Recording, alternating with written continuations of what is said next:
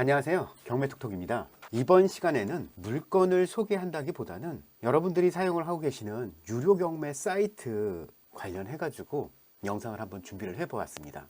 눈에 띄는 물건이 있어서 해당 물건을 검색을 하던 중에 유료 경매 사이트에서 제공하는 정보와 상이한 부분이 있어서 이 부분을 우리 구독자 여러분께 소개를 좀 한번 해드려야겠다 마음을 먹고 오늘 영상을 간단하게 좀 준비를 해 보았습니다.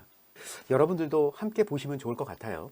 먼저 물건은 단독주택이고요. 보시는 것처럼 감정가 2억 8천만 원이고 3회가 유찰이 되어서 최저가 34% 시작하는 물건입니다. 가격만 놓고 본다라고 하면 경기도 여주시에 위치해 있고 대지 면적이 227평이나 되는데 그게 최저가가 1억까지 밀려났다? 선뜻 이해가 잘 가지 않아서 어떤 문제가 있는 거 아닌가 라고 해서 권리 분석을 간략하게 살펴봤습니다. 우선 매각 물건 현황은 대지는 단위 제곱미터당 22만 원의 감정평가 금액이 책정이 되어 있습니다. 그래서 총 1억 6,500만 원이 나왔던 거였죠. 그러면 현재 최저가가 1억도 안 되는데 토지만으로도 감정가의 60% 선까지 내려온 거잖아요. 이걸 보면서 당연히 군침을 흘릴 수밖에 없죠. 그 외에 건물도 특별히 문제가 되는 그런 요소는 없습니다. 이어서 임차인 현황을 살펴봤어요. 임차인이 존재를 하지만 해당 임차인은 말소기준 권리 2015년 10월보다 이후에 전입이 이루어졌기 때문에 당연히 대항력이 없는 임차인입니다. 여기까지만 놓고 보면 아무런 하자가 없는 그러한 물건이에요. 그런데 경기도 여주시에 위치한 단독주택인데 땅값에도 미치지 못한다? 여전히 궁금증이 사라지질 않죠. 무엇이 문제인 건가? 등기부 현황을 살펴보았습니다. 등기부 현황상에서도 특별히 문제될 게 없어요. 말소기준 권리 이후에 모든 권리들은 소멸되고 여기까지 문제될 게 있나요? 전혀 없죠. 하지만 하단에 보니까 매각 효력해가지고 갑구순위 13번 전세권 설정 등기는 말소되지 않고 매수인에게 인수됨이라고 표기가 되어 있어요. 등기부 현황상에 전세권 설정, 전세권 등기가 없는데 이게 갑자기 무슨 얘기지? 그렇다면 우리가 건축물에 대한 등기 확인을 한번 해봐야 되겠죠? 그래서 유료 경매 사이트에서 제공을 하는 등기부 현황을 살펴봤습니다. 해당 사이트에서 제공을 하는 등기사항 전부 증명서고요. 표제부 지나서 갑구의 소유권 보전이 일어났고 강제경매 개시 결정이 일어났다가 취하가 발생이 됐습니다. 여기까지 전혀 문제가 되지 않아요. 이어서 2020년 12월 15일에 다시 한번 강제경매 개시 결정 등기가 등록이 됩니다. 이로 인해서 현재 경매 사건에 등록이 되어 있는 상태이겠죠. 전세권 등기라고 이야기를 했으니까 을구에 표기가 되어 있을 텐데 한번 살펴보시죠. 최초의 근저당권 설정된 것들이 전부 다 말소가 됐고 이후에 4번 근저당권이 설정이 되어 있습니다.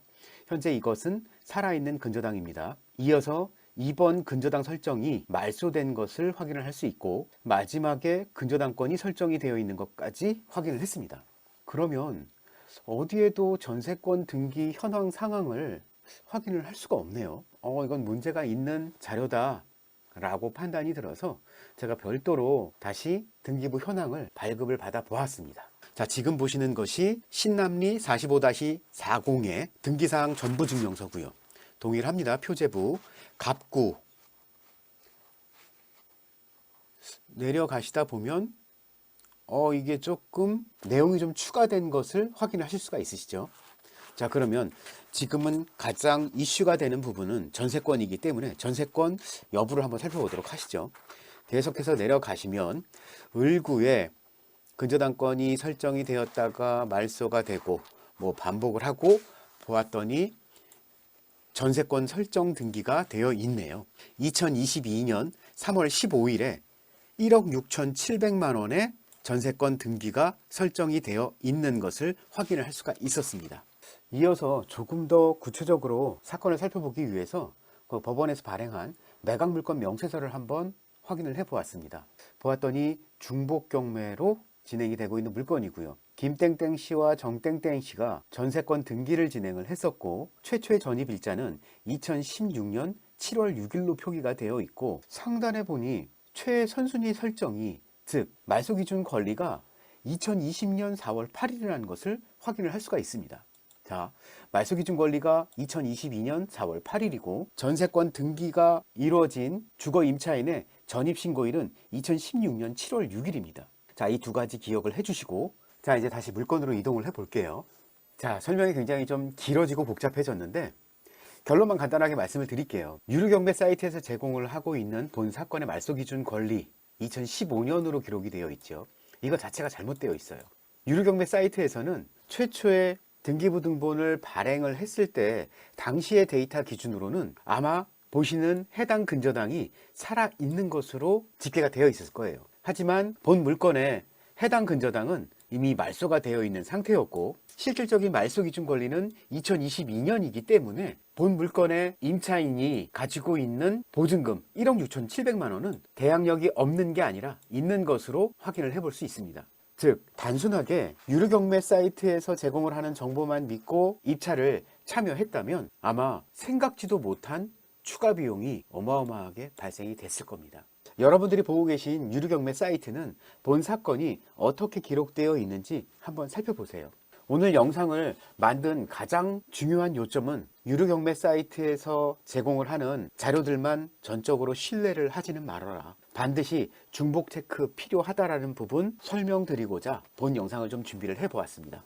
오늘 준비한 영상은 여기까지고요. 영상이 도움이 되셨다고 한다면 구독과 좋아요 부탁드리겠고요. 지금까지 시청 대단히 감사합니다.